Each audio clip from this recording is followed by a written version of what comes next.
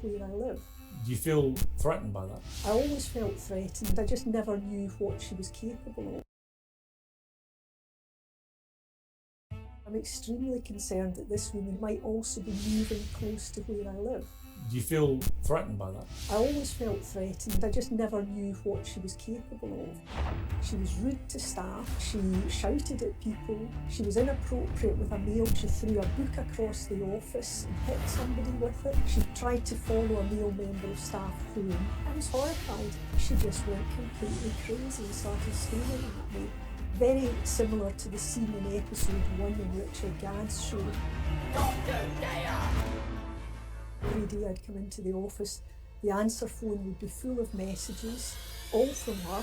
I had grown adults in tears, terrified that she was going to harm them. That was the point at which I thought I can take no more of this. Do you have any doubt that she is a dangerous stalker?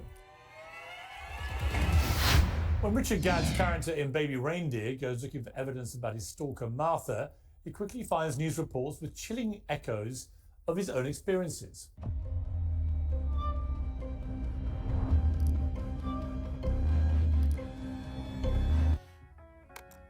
I sat there for hours taking it all in, piecing together her whole timeline. Her graduate job, how she got fired for inappropriate behaviour with the boss, how she started hanging around outside his house, then falsely reporting him to the police for abusing his disabled child. This other time she attacked his mother in the street, her 4.5-year prison sentence.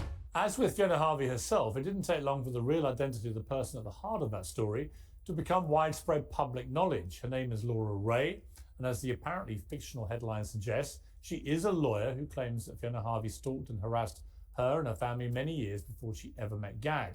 I put those claims to Fiona Harvey during our interview.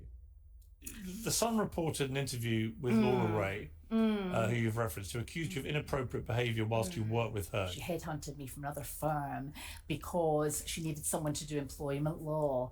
And I'm pretty good at employment law, so... She said that she had to sack you days later because you were completely incapable of behaving yourself. I walked. Her staff were really, really rude to me. She then said that following you leaving, obviously very quickly, that you then harassed her. Mrs. Ray said she was so frightened she issued workers at her firm with personal alarms. You were then served an interim interdict to stop you from contacting the lawyer or her politician husband. Yeah, that's nonsense. An interim We have checked this interdict. out. There is no interim interdict in Scotland. Why? Well, after that interview, which has now been seen by nearly 14 million people on the Uncensored YouTube channel alone, Laura Ray contacted me and said she'd like her opportunity to respond. And she joins me now in the studio. Laura, thank you very much for coming down from Scotland for this. I can only imagine that this is something that you hoped had disappeared from your life a long time ago, but because of the Netflix series and how incredibly successful it's been, one of the most watched series in living memory, it's brought it all back to your door and your family and what you say you went through at the hands of Fiona Harvey. So first of all, when did you know Netflix were doing a series? Well, I found out about 5 weeks ago. The Mail on Sunday contacted me and asked me had I seen Baby Reindeer, and I had no idea what they were talking about. So they suggested I go and watch an episode of it, which I did, and then I spoke to them, and I couldn't believe it. From the very beginning, it was obvious it was the same woman. It was Fiona Harvey. You know, the actress who does a very good job, sounds like her, looks like her, mimicked her to a T. And uses the same phrases which they found on the real Fiona Harvey's Twitter account. Yes, I mean, I have a file full of papers which are letters from her, emails, faxes and so forth, and it's all identical. And you yourself were identified very quickly from the series because there could only have been one Scottish lawyer who'd been through this experience with Fiona Harvey because it was all documented. Well, I think it's because it was so unusual that she was a female stalker stalking another female. And so I was actually identified by the press before she was. I think the press sort of held back a bit with her for about a week. And then I think it was the Sun who came out and said who she was. This was the Sunday Mail, one of the top Scottish papers at the time. MP wife and the stalker, your husband Jimmy was an MP at the time. Yeah. And it was a front page splash story. So this wasn't a quiet, small thing. This was a massive news story in Scotland that people would have been aware of. It was indeed, yes. So when you realised that your story was being recounted, albeit with the names changed, in Baby Reindeer, how did it make you feel? Well, I just couldn't believe it. I just couldn't believe what was going on, and I was in a state of shock for about a week. Really? Yeah. It had a really bad effect on you? It had a very bad effect on me, and even now after 5 weeks or so, when I'm getting over it a bit, it's still very triggering every time I see something. I mean, I've never watched YouTube before, apart from when I saw your programme Right. a few weeks ago. And yet every day there are more comments and people, psychiatrists and so on, going on talking about the show, analysing your interview.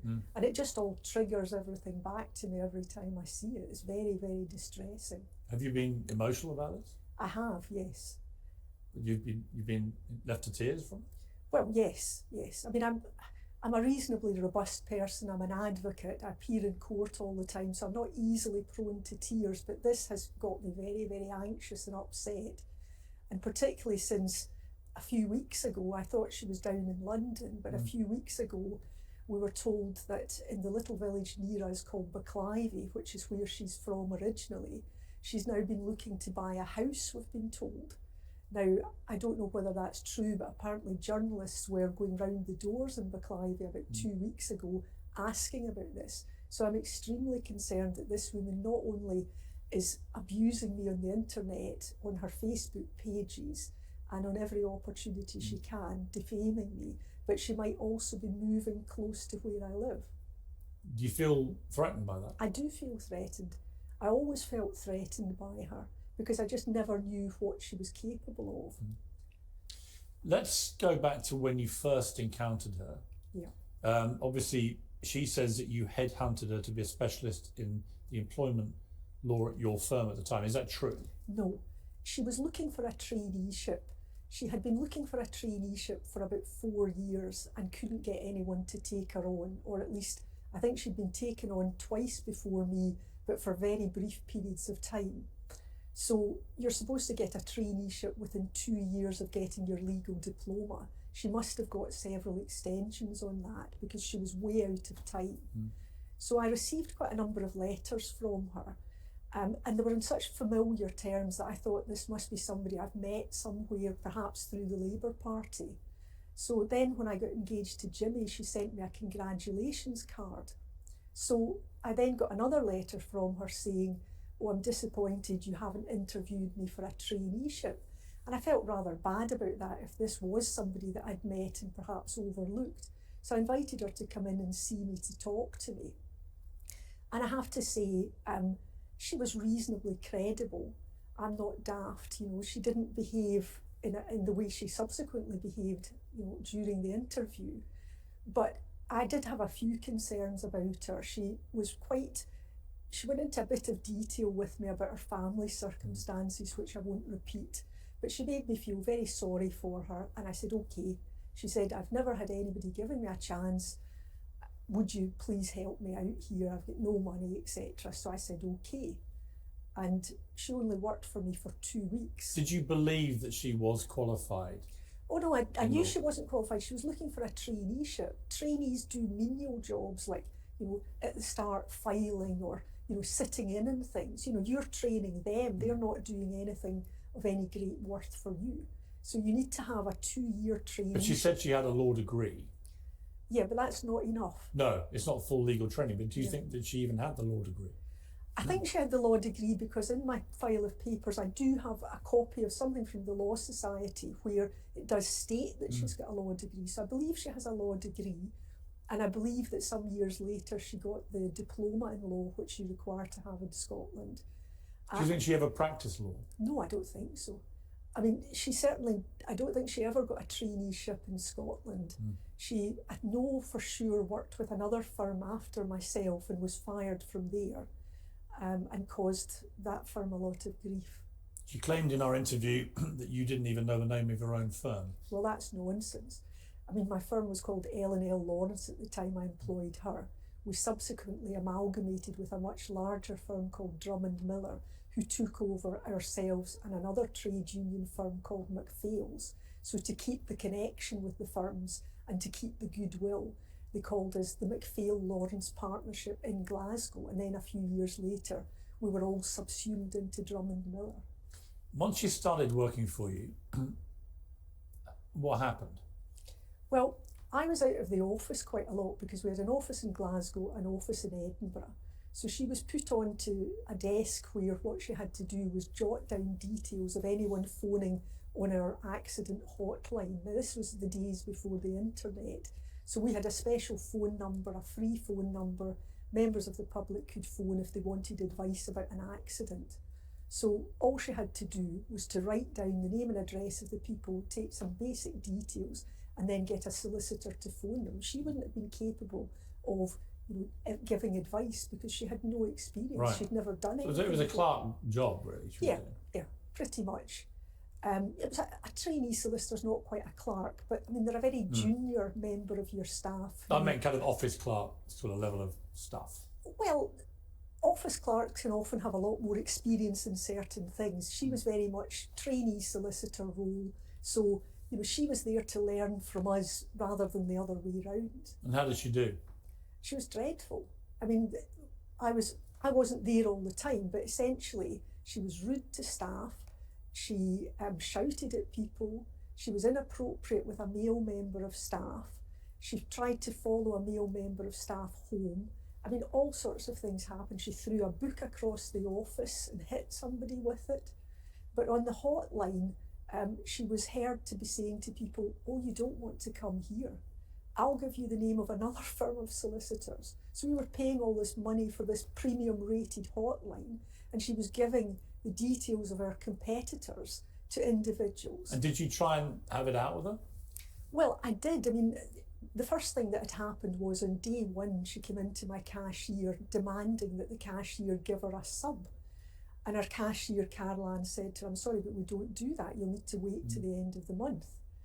A couple of days later, she came into my office, burst through the door, very upset and kind of angry. And I said, "What is it?" And she said, "Well, there's a man downstairs who won't leave. I owe him money." And I thought, goodness, somebody sitting in my reception, anybody else who's waiting there will think I owe this man money. So I said to her, "Well, what's this all about?" And she said, "Well, I owe him for a car repair." And she said, "So I need a sub." And I said, "Well, I'm disappointed you keep asking for subs because we've told you we're not going to do that." I said, "How much is it?" She said, £250. And she said she'd borrowed the money from her auntie, but when she went into the envelope, it wasn't enough money in it. And she said she had no money to live to the end of the month. So I said to her, "I'll tell you what I'll do. I'll give you £250 out of my own personal money. Go and pay the man and then come up and talk to me." So she came up and talked to me. I said, "Keep the other £230 to keep yourself going." I said, and she then started to tell me about various financial problems she had, which I won't go into. But I volunteered to go and speak to her bank to try and help her out. I was trying my level best to give this person a helping hand.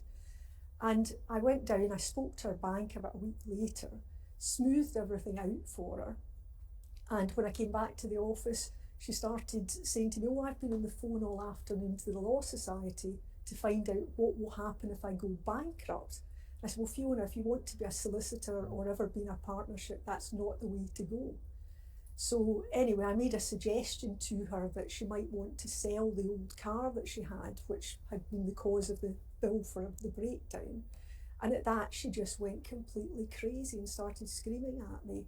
Very similar to the scene in episode 1 in Richard Gadd's show. What was she screaming? "Don't you speak to me like that." And she did the same thing with a couple of other members of staff. One of my conveyancing staff was trying to show her how to do some kind of clause in a conveyance.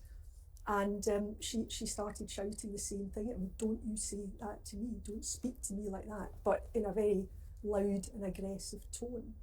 So it became quite obvious quite quickly that she really wasn't cut out for this kind of thing. She, I'm trying to think, one of the other things she did was she phoned up a disabled solicitor that we used to do Edinburgh agency work for. And she phoned him up and said to him, "Oh, I just want you to know that all the people here in this office, nobody likes you. Everybody says nasty things about you and makes comments about you." Now, And what was his disability? he was, I think he'd had polio, so he couldn't walk properly. My God. So, it was nasty stuff.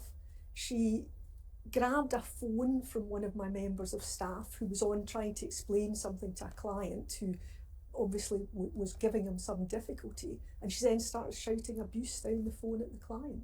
So there was a whole number of these incidents, and I had spent a few days in London. I was on the executive of the Association of Personal Injury Lawyers, and I think it was one of their meetings I was at, and doing other things in London, seeing clients. And I came back to the office this was at the end of the second week, so there'd been a few incidents I was aware of. But by the time I got back, there was more and more being reported to me. Staff members in tears because of the way she'd spoken to them. So I got her into the office and I said, look, this is not on. I put some of the stuff to her. I asked her about the phone line, and she said, no, I didn't do that. And then she says, oh, well, yes, I did, but I thought it was the right thing to do. So I just said, well, I don't think, you're cut out for here. So I said to her, I'm afraid that's it. I paid her for the month. She'd only been there 2 weeks and obviously had done nothing apart from cause complete havoc. And then she said, I'm not leaving. I'm going to phone the Law Society. I'm not leaving. And she then started shouting and screaming, running around the office. And eventually my cashier and I, Caroline, had to get one arm on either side of her and actually march her out of the office. And she stood out there for at least half an hour screaming abuse. And that was when it all started. Thereafter, every day I'd come into the office, the answer phone would be full of messages, all from her, all threatening, nasty. What kind of threats? I'll get you, you're not going to get away with this, I'll get Jimmy Ray, all that sort of stuff. I know that sounds a bit vague, but the way it was said was in a very threatening manner. And how many was she leaving on a daily basis? Well, the answer phone would be filled up. How many was that, roughly? I'm not sure how many messages, but she would rant on. It would take probably about an hour's worth of call. Every day? Every day. And then when we amalgamated with the other firms, again, she did the same thing. Not necessarily every day by that point. She blew a bit hot and cold, but it was pretty persistent for a couple of years. Also, years. She did this for nearly 5 years.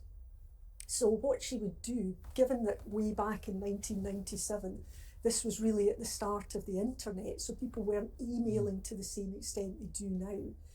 What she would do would be phone up other solicitors or send them faxes with defamatory stuff about me, saying how terrible I was, how terrible the firm was, accusing people of everything under the sun. And then, I would get phone calls from people I didn't know who would say, I'm really embarrassed. I've had this fax through from this woman. I don't know her and I don't know you, but I thought I ought to bring it to your attention. So I had issued the staff with panic alarms, right back at the beginning when all this started, because, I had grown adults in tears, terrified that she was going to harm them, terrified that something awful was going to happen.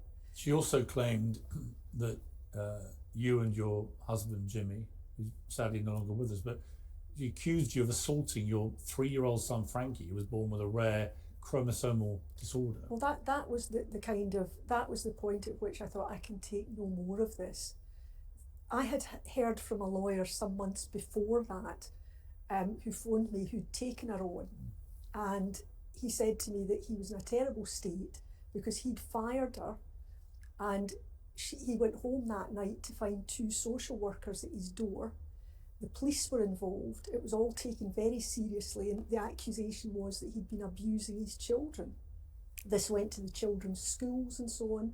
This man was on his knees and really upset. And I said, well, all I could do is perhaps speak to the sort of things she's done to me.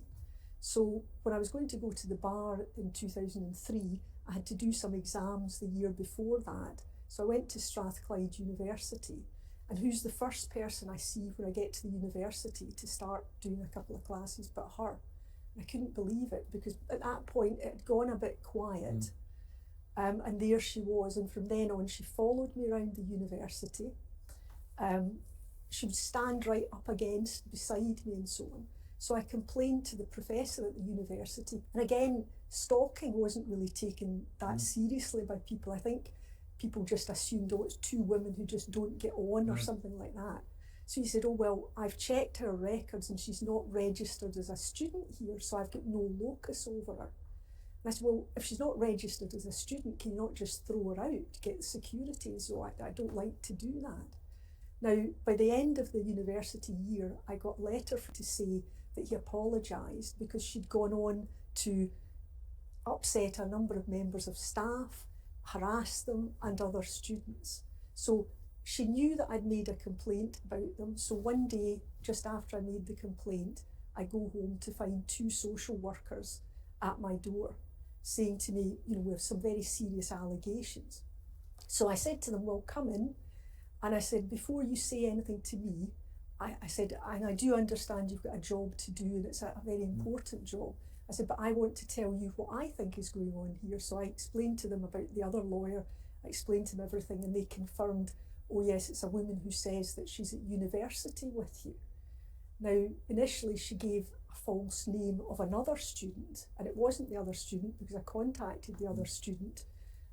But to cut a long story short, she made 5 complaints to the social work department, eventually screaming at them down the phone, demanding that my severely disabled son be taken into care. Now, to my mind, that was the point at which I thought, no, enough is enough. I'm not having this. I'm not having this poor child beleaguered in that way. So I contacted the police. The police didn't do anything. But I was a consultant to Drummond Miller solicitors, and so they did the interim interdict for me. So this is, again, a crucial part of this. And before we get to the interim interdict, I just want to ask you, she said to me she wasn't let go from your firm, but instead she walked. Well, she was walked out the door, if I can put it that way. But it certainly wasn't at her volition. It wasn't at her volition. She said she never had any legal proceedings or restraining orders against her. But you say, and you provided documentary evidence of this, that there wasn't an interim interdict against her. Now, just very simply explain what that is. Well, in Scotland at the time, there was no procedure for harassment type cases. The only thing you could use was this procedure for interdict, which is when you want to try and get the court to stop someone from doing something that you fear they may do. So that's the purpose of an interdict. Now, because often the circumstances can be acute, you can apply for an interim interdict, which means there's an initial hearing before a judge who decides whether, on the basis of the information, it's appropriate to grant what is essentially a restraining order, an interim interdict. So that was granted. And we've seen the documents to support that, both the claim and the fact that it was granted. Yeah, so there is an initial writ that sets out all the circumstances on which you're asking the judge to find that, you know, there are grounds for concern here. Right. And they're set out. And it's basically what you've been detailing to me about the consistent, well, the terrible way she behaved in the office, and afterwards even worse, obviously, and then the accusations against you and your husband about the son and so on. And what happened once that interim interdict was issued? Well, it was served on her by sheriff officers, and then she had. And again, for viewers who are curious, the Sheriffdom of Glasgow and Strathkelvin at Glasgow, this is the initial writ here, and we've seen the follow-up documentation leading to the granting of the interim interdict. So I was contacted by the solicitors to say it had been granted by the sheriff and that it was then served upon her, the court order. She then had 21 days in which to put in a notice of intention to defend, which she didn't do. And she then would have had to put in defences. Now, what she says is that there is copy correspondence that I've sent you where she contacted someone at Drummond Miller, one of the more senior partners there, who's now a judge. She contacted him to say that she wasn't going to send him a copy of the defences and she was terribly busy, but she would get them in the next couple of days. She never put in any defences at all. So my solicitors then contacted the court some weeks later, having waited for all the appropriate time periods, and asked if they could, what would happen then. And basically they were told, well, the sheriff doesn't want to grant the permanent interdict against her until there is any further behaviour. So the interdict lasted for a year and a day.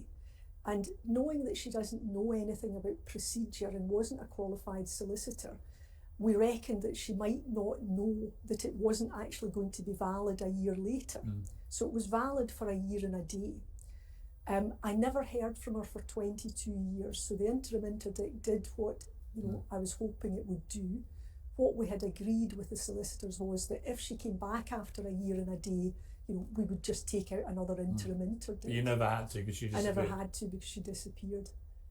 And what was that feeling like when she disappeared? It was relief, absolute relief. I mean, I had enough on my plate. Jimmy had a stroke about a year after all this. I was looking after Frankie, who's severely handicapped. Nobody knew at the time exactly what was wrong. Do you think Jimmy's health was affected adversely by all the stress of this or not? Jimmy was a pretty resilient guy, so no, I don't think so. I think he was more worried about me and about Frankie than he was about her harming him. I mean, to have social workers turn up at your door with that kind of allegation when your son is already pretty disabled, it's hard to imagine many worse things for someone to do to someone. Well, exactly. And I was horrified. I couldn't believe that anyone could be so callous and cruel. It's one thing having a go at me. I didn't mind that to the same extent. And, she called me a lot of names. She's continuing to do so. Yes, she is. And your letter to me when you contacted me was, unfortunately for me, I'm now collateral damage because Netflix allowed Miss Harvey to be so easily identifiable, which I think is inarguable. Have Netflix made any attempt to approach you? Well, their solicitors spoke to me. They contacted somebody through the Mail on Sunday who then contacted me and asked me would I speak to their lawyers. So I had a conversation with them, and really what they wanted from me was a copy of the interim interdict. And when was this? About a week ago I spoke to them. A week ago, but you hadn't heard from them before that? I hadn't heard from them before that. Certainly nobody approached me to say there's going to be a story coming out in which it will be very obvious that you are one of the victims. Do you think from that it would be correct to assume they're maybe panicking a bit, Netflix, about the fallout from all this? Well, I really don't know. I can't speak. This is very odd to me. They've asked you for documentary evidence to support something which is a major plank of their series. Yeah. Well, I suppose they've got to show that what they have done is materially true or substantially true. I'm not Was quite sure what they put in Baby Reindeer materially true about you? Yes. Right. Well, in the sense that there was a character who was a mother, that there was nothing of that in mind. But the thrust of it, which was that she was sacked from a law firm and turned on her boss, that's true. Yeah. That somebody in it was a barrister, I'm now a barrister, so I think that's where that bit comes from. And the bit about the sick stalker targeting the deaf child is absolutely clearly a reference taken along with everything else. No question. I mean, that's just straight from this story. Yeah. Have you ever met Richard Gadd? No. Because I put this question to her about how unusual it is to have somebody stalking two completely different people, both of whom, by her estimation, are fantasizing. Let's take a look.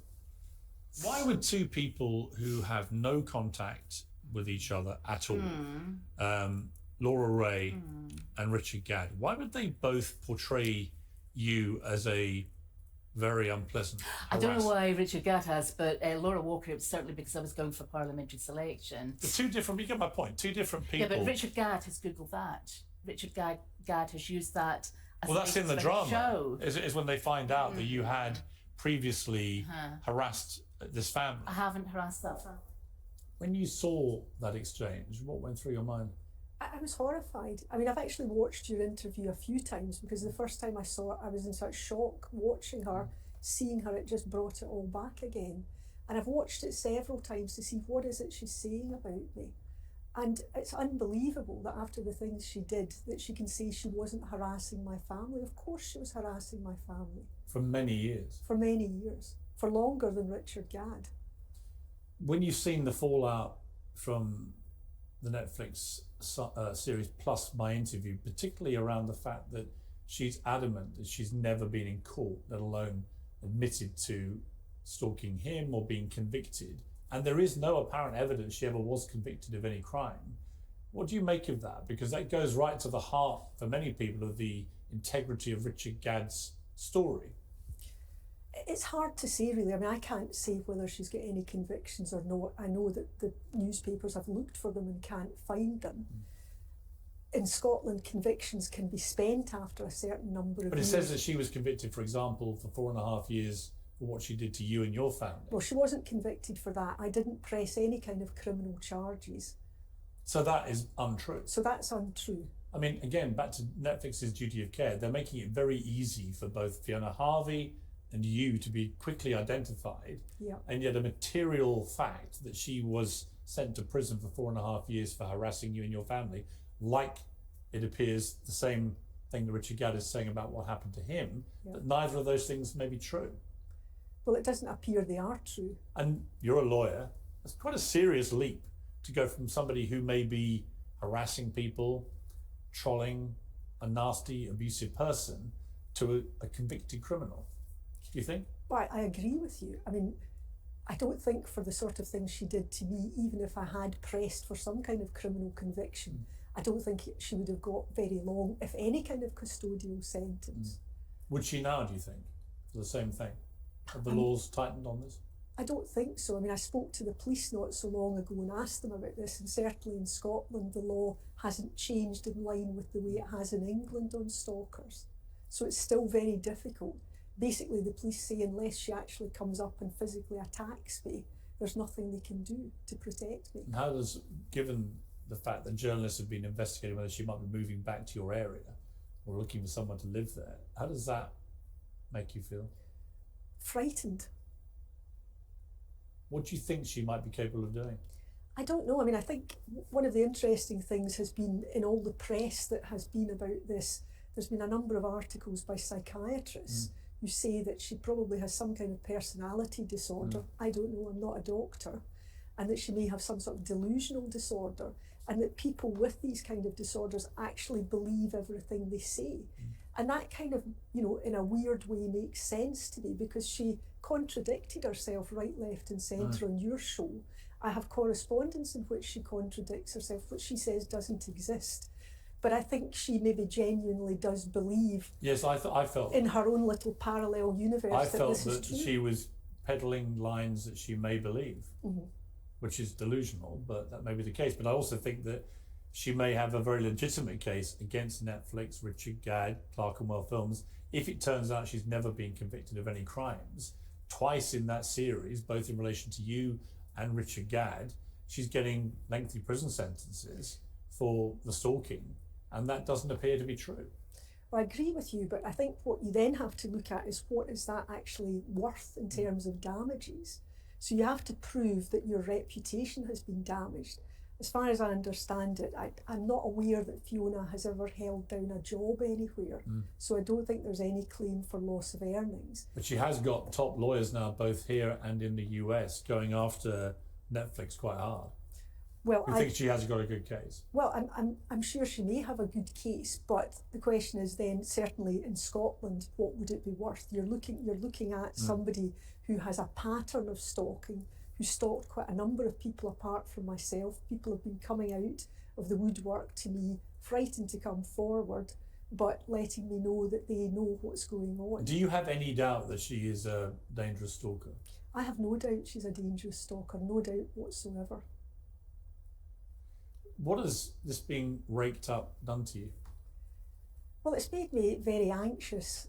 Certainly, you know, it's every so often. I mean, every day I can't stop thinking about it, and I can't stop obsessively watching YouTube and all these different channels where people are exploring the ins and outs of it. Because you didn't want to do an interview like this. You wanted this all just to, as it had been for a long time, just be part of the past.